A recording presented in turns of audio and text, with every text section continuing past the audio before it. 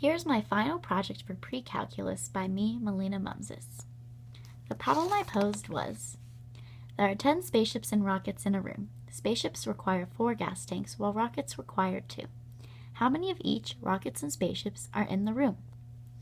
My first method of solving was with graphing.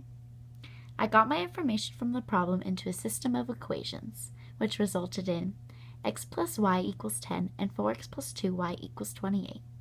I then got my equations into y equals mx plus b form, which resulted in y equals negative x plus 10 and y equals negative 2x plus 14. I then graphed both equations and got my solution as 4, 6. My second method of solving was by substitution.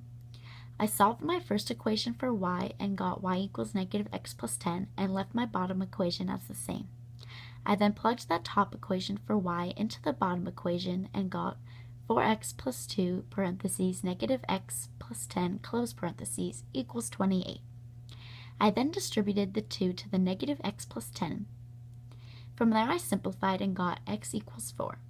I plugged that value back into the first equation and got y equals 6. I interpreted the results as 4, 6. My last method of solving was with a matrix. I set my equations up in a matrix and then got them into row echelon form.